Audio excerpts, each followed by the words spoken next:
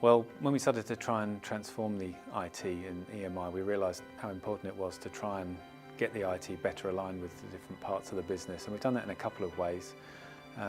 Informally, we've tried to build close relationships between the technology teams and the different parts of the business, but more formally, we set up a governance system, and we've also got people in the technology team man-marking different parts of the business, and they become embedded in those parts of the business. They become the go-to people for those parts of the business, whatever their issue is relating to IT.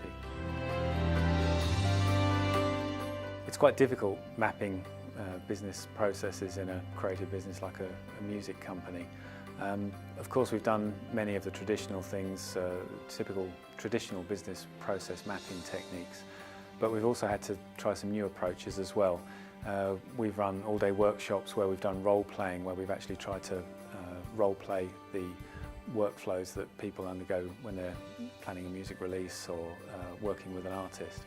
And we've also, rather than produce traditional business process flow diagrams, we've created what we call comic books, literally cartoon-style representations of what happens in a working environment. And we found that the people in the business have found that much easier to engage with and change and critique. So we've used some different techniques to try and get the results we needed.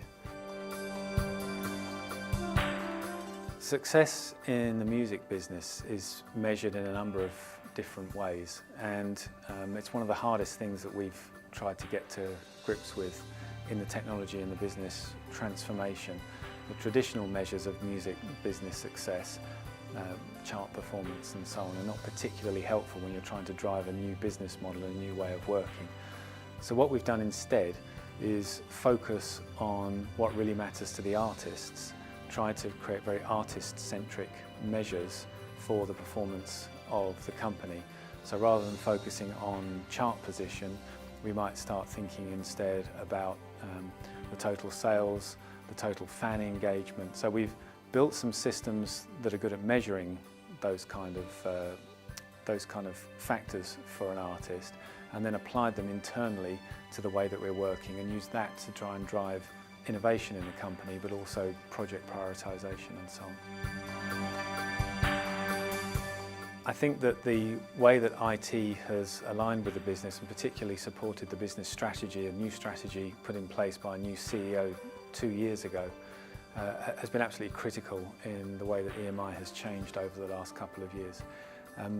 EMI is now recognised as having a leadership position in the music industry in a few key areas, in particular around understanding fans, around the digital supply chain in particular, as well as the more traditional physical supply chain, and in terms of understanding the way that artists work and digital partners work. All of these areas have required significant IT innovation, and wouldn't have been possible without this kind of much more business-aligned approach than had happened before. Now, HCL have played a key role in that in a couple of ways. Firstly, by stabilising the management of the legacy systems, which were causing problems every day for EMI and just EMI's everyday business, but also by freeing up some of the key technical experts within EMI to focus on these innovation projects, and in some cases with HCL actually supporting directly those innovation projects. So that extended relationship with HCL has been a key part of what's helped EMI become a much more technologically advanced company, but also driven the overall business transformation as well.